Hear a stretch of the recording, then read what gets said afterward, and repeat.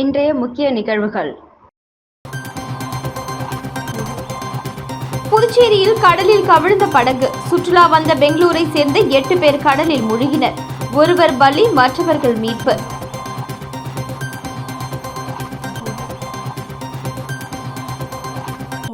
முதலமைச்சரை அவரது தொகுதி மக்களால் நேரில் பார்க்க முடியவில்லை. சிபிஎம் சலீம் குற்றச்சாட்டு.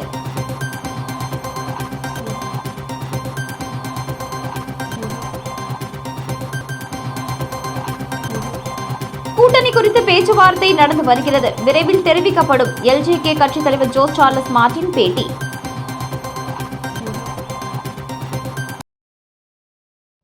பெங்களூருவில் இருந்து புதுச்சேரிக்கு சுற்றுலா வந்த குடும்பத்தினர் வீராம்பட்டினம் கடல் பகுதியில் படகு சவாரி சென்றபொழுது படகு கவிழ்ந்து ஏற்பட்ட விபத்தில் பெண் உயிரிழந்தார். மேலும் 2 தீவிர சிகிச்சை பிரிவில் அனுமதிக்கப்பட்டுள்ளனர்.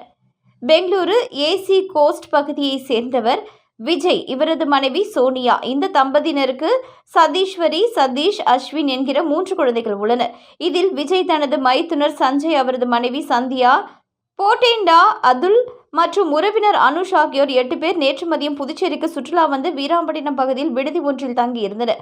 இந்த நிலையில் இன்று காலை வீராம்பட்டினம் கடல் பகுதியில் வீராம்பட்டினத்தை சேர்ந்த சதீஷ் என்பவரின் படகில் 8 பேரும் கடலில் பயணம் செய்துள்ளனர். அப்பொழுது எழுந்த ராட்சத அலை காரணமாக சின்ன வீராம்பட்டினம் பகுதியில் படகு கவிழ்ந்தது. இதனை கண்ட மீனவர்கள் மீன்பிடி படகு மூலம் கவிழ்ந்த படகை மீட்டு கடலில் விழுந்தவர்களை மீட்டு கடற்கரைக்கு கொண்டு வந்தனர். இதில் படகில் பயணம் செய்த சோனியா கடலில் மூழ்கியதால் உயிர்ந்தது தெரியவந்தது. இதுகுறித்து அப்பகுதி மக்கள் அரியாங்குப்பம் காவல் நிலையத்திற்கு அளித்த தகவலின் பேரில் சம்பவ இடத்திற்கு வந்த போலீசார் சோனியாவின் உடலை கைப்பற்றி மற்ற 7 பேரை மீட்டு புதுச்சேரி அரசு மருத்துவமனைக்கு சிகிச்சைக்காக அழைத்து சென்றனர். இதில் சந்தியா மற்றும் சதீஸ்வரி ஆகிய 2 பேரும் தீவிர சிகிச்சை பிரிவில் சிகிச்சை பெற்று வருகின்றனர். மற்ற 5 பேருக்கு லேசான பாதிப்பு ஏற்பட்டதை அடுத்து அவர்களுக்கு சிகிச்சை அளிக்கப்பட்டது. தொடர்ந்து போலீசார் இது தொடர்பாக விசாரணை நடத்தி வருகின்றனர். மேலும் உரிய உரிமம் இன்றி சுற்றுலா பயணிகளை கொண்டு படகுகள் இயக்கப்படுவதால் இதுபோன்ற விபத்துகள் ஏற்படுவது என்றும் இதுகுறித்து பலமுறை புகார் அளித்தும் சுற்றுலாத்துறை நடவடிக்கை எடுக்கவில்லை என அப்பகுதி மக்கள் குற்றச்சாட்டியுள்ளனர்.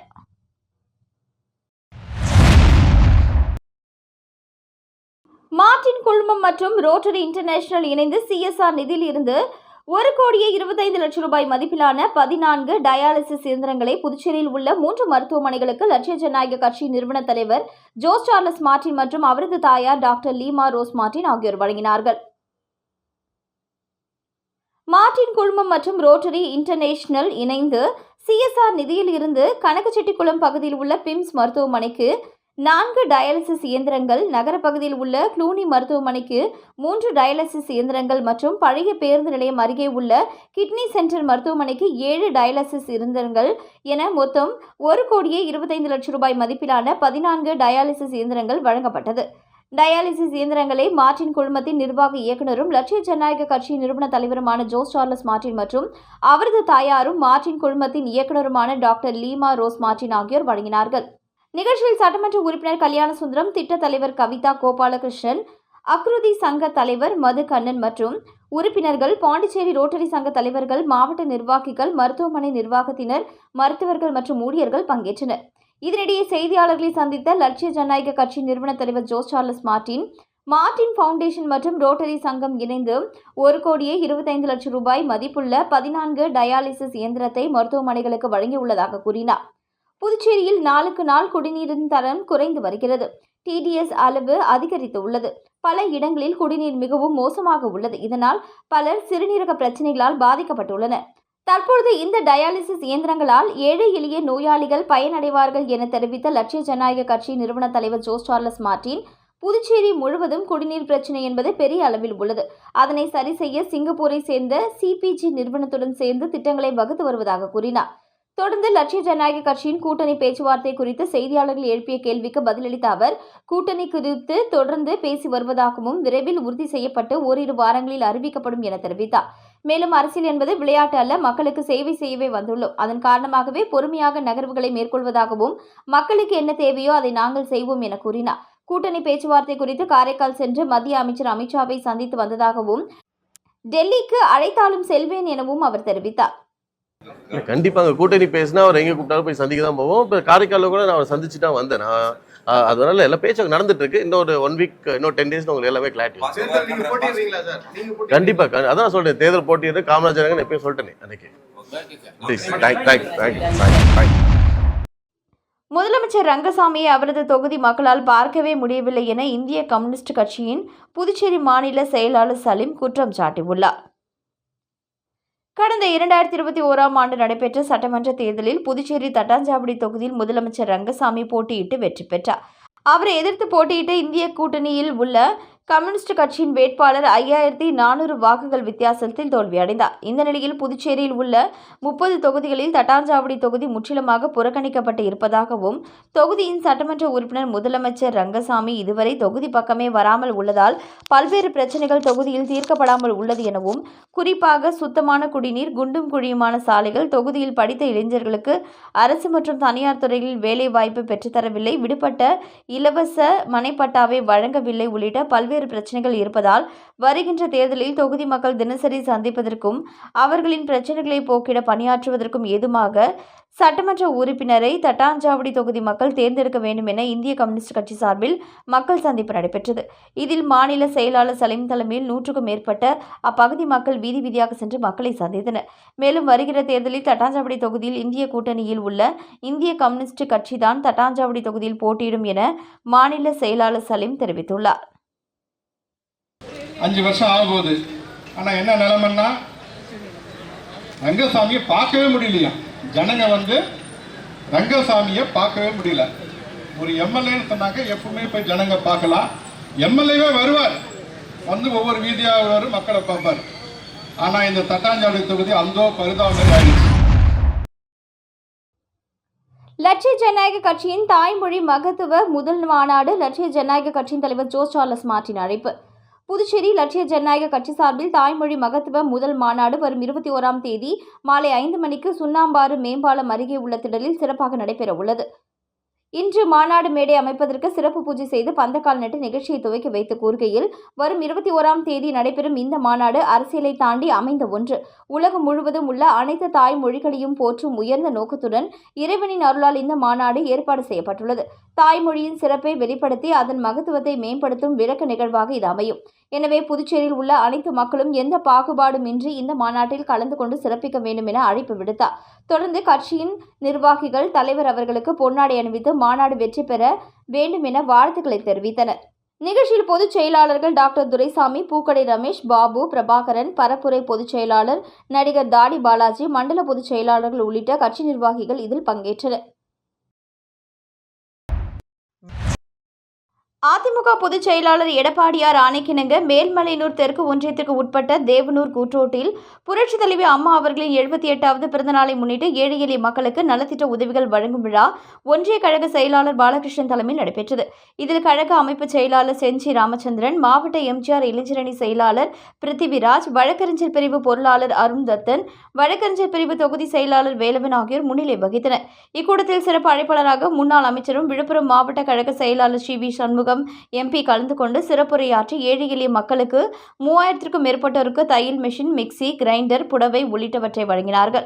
இதில் மேல்மலையனூர் தெற்கு ஒன்றியத்திற்கு உட்பட்ட கழக நிர்வாகிகள் மற்றும் சார்பணி நிர்வாகிகள் பெருந்திரளாக கலந்து கொண்டனர். திருப்புவனை சட்டமன்ற தொகுதிக்கு உட்பட்ட பல்வேறு இடங்களில் உள்கட்டமைப்பு பணிக்கான பூமி பூஜையினை சட்டமன்ற உறுப்பினர் அங்காளன் பூமி பூஜை செய்து தொடங்கி வைத்தார். புதுச்சேரி மாநிலம் திருப்புவனை சட்டமன்ற தொகுதி மண்ணாடிப்பட்டு கொம்யூனியன் பஞ்சாயத்து வளர்ச்சி நிதியின் கீழ் திருப்புவனை கிராமத்தில் உள்ள பெருமாள் கோவில் தெருவிற்கு வாய்க்கால் மறுசீரமைத்தல் மற்றும் மூடு பலகை அமைத்தல் பணிக்கான பூமி பூஜை 7,25,000 ரூபாய் மதிப்பீட்டிலும், களித்தீர்த்தால் குப்பம் கிராமத்தில் உள்ள தொட்டி தெரு, பொன்னம்பலம் நகர் மற்றும் ஐயர் தெரு மேம்படுத்துதல் பணிக்காக பூமி பூஜை 27 லட்சம் ரூபாய் மதிப்பீட்டிலும், மதகடிப்பட்டு பாளையம் கிராமத்தில் விடுபட்ட தெருக்களுக்கு வாய்க்கால் மற்றும் சாலை அமைத்தல் பணிகளுக்கான பூமி பூஜை 28,20,000 ரூபாய் மதிப்பீட்டிலும் நடைபெற்றது. இதில் தொகுதியின் சட்டமன்ற உறுப்பினர் அங்காளன் கலந்து கொண்டு விழாவிற்கு தலைமையேற்று பூமி பூஜை செய்து பணியினை தொடங்கி வைத்தார். இந்நிகழ்வில் மண்ணாடிப்பட்டு கொம்யூனியன் பஞ்சாயத்து ஆணையர் எழில்ராஜன் முன்னிலை வகித்தார். உதவி பொறியாளர் மல்லிகா அர்ஜுனன், நிலநிலை பொறியாளர் மனோகரன், ஒப்பந்ததாரர்கள் குயிலாப்பாளையம் மகா கன்ஸ்ட்ரக்ஷன், செல்லிப்பட்டு பழனிவேல் மற்றும் கிராம முக்கியஸ்தர்கள், சட்டமன்ற உறுப்பினர்கள், ஆதரவாளர்கள், பொதுமக்கள் உட்பட பலர் கலந்து கொண்டனர்.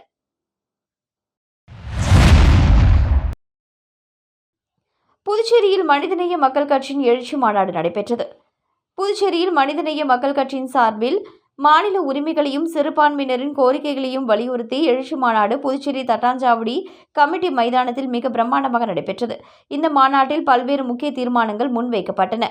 உள்ளாட்சி முதல் நாடாளுமன்றம் வரை இஸ்லாமியர்களுக்கு உரிய அரசியல் பிரதிநிதித்துவம் வழங்கப்பட வேண்டும். கல்வி மற்றும் வேலைவாய்ப்பில் இஸ்லாமியர்களுக்கான இடஒதுக்கீட்டை 2 விழுக்காட்டிலிருந்து 6 விழுக்காட்டாக உயர்த்த வேண்டும்.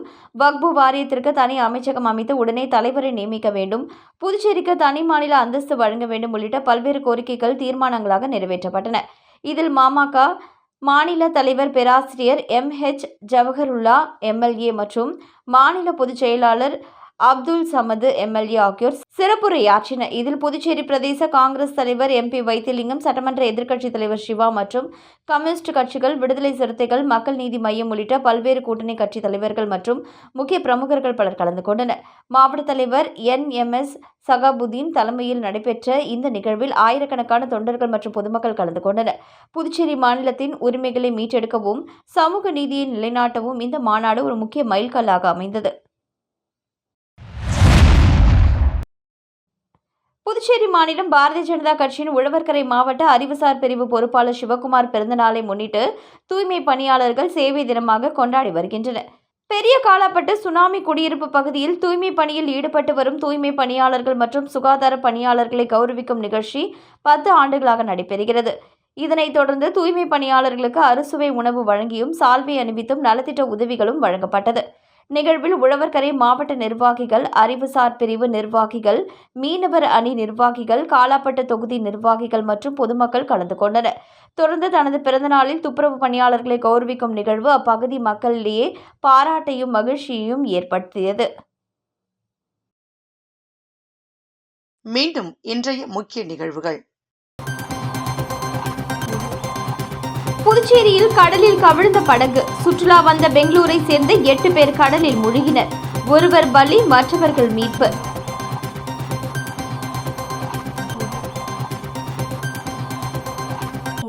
முதலமைச்சரை அவரது தொகுதி மக்களால் நேரில் பார்க்க முடியவில்லை. CPM சலீம் குற்றச்சாட்டு.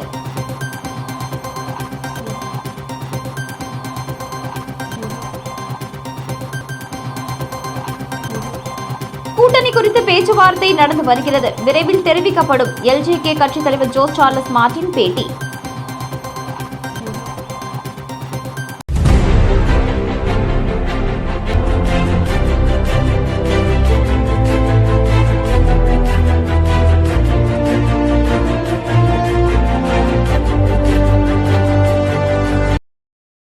செய்திகளை உடனுக்குடன் தெரிந்து கொள்ள ஆஸ்கார் யூடியூப் சேனலை சப்ஸ்கிரைப் செய்யவும்.